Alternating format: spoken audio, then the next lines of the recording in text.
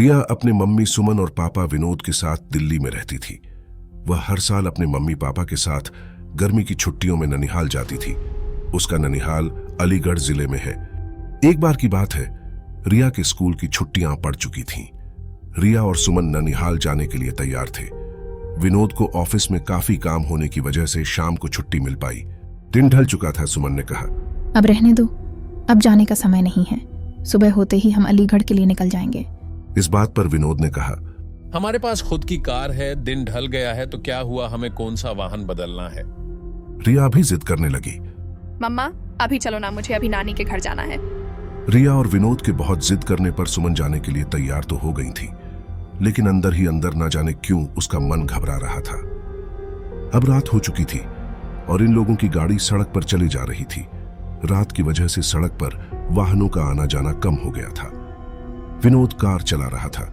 सुमन और रिया पीछे की सीट पर बैठे थे। जिस गांव में उन्हें जाना था वह गांव अलीगढ़ से करीब 20 किलोमीटर आगे था। वह अलीगढ़ पहुंच चुके थे। आगे का रास्ता कच्चा और सुनसान था। वहां कोई आता जाता भी नहीं दिख रहा था। गाड़ी अब कच्चे रास्ते पर चले जा रही थी। थोड़ी ही दूर चलने पर गाड़ी अचानक रुक गई और रिया ने पापा से कहा, पापा क्या हुआ, गाड़ी बंद कैसे हो गई? इस बात पर विनोद ने कहा, पता नहीं बेटा, उतर कर देखता हूँ। और फिर सुमन ने कहा, जल्दी देखिए और यहाँ से चलिए, कितना सुनसान रास्ता है, मुझे कुछ ठीक नहीं लग रहा है। कार से उतरकर विनोद ने गाड़ी के बोनट को खोलकर देखा, लेकिन गाड़ी में कहीं कोई कमी नहीं दिखी। वह कार के अंदर आकर बैठ गया और कुछ सोचने लगा। तभी सुमन ने कहा, क्या हुआ, चलिए ना, मुझे बहुत डर लग रहा है। विनोद अभी भी कुछ सोच रहा था।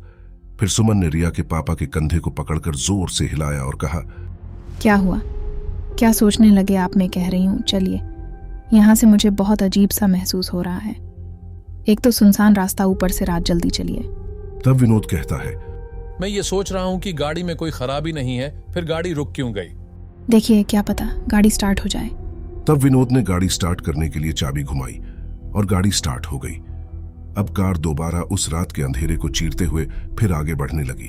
अभी थोड़ी ही दूर कार चली थी कि रिया चिल्लाई, मम्मी। एकदम से विनोद ने कार को रोका। दोनों मम्मी पापा रिया से कहने लगे, क्या हुआ बेटा? चीखी क्यों? पापा मुझे ऐसा लगा जैसे हमारी कार के नीचे एक आदमी और औरत आ गए हैं। विनोद ने कहा, नहीं बेटा, ऐसा कुछ नहीं है। अगर वह औरत आदमी हमारी कार के नीचे आ जाते तो हमें भी तो पता चलता, और वैसे भी रात बहुत हो गई है। मुझे नहीं लगता ऐसे में इस रास्ते पर हमारे अलावा कोई और होगा। रिया की आंखें डर से फटी हुई थीं और वह कह रही थी, नहीं पापा, ट्रस्ट मी, मैंने देखा उन आदमी औरत को। गाड़ी थोड़ी तेज चलाइए। गाड़ी की रफ्तार विनोद ने तेज कर दी। तभी कार के शीशे में विनोद को एक डरावना चेहरा दिखाई दिया। उस डरावने चेहरे को देखते ही विनोद का हाथ स्टीयरिंग से छूटा और गाड़ी का बैलेंस बिगड़ने की वजह से गाड़ी इधर उधर चलने लगी। जैसे तैसे करके विनोद ने अपने आप को और गाड़ी को संभाला।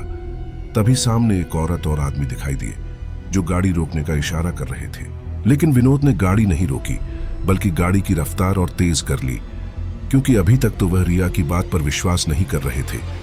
और अचानक से उन दोनों आदमी औरत का ऐसे कार के सामने आना और लिफ्ट मांगना सुमन और विनोद को डर से भर देने के लिए काफी था।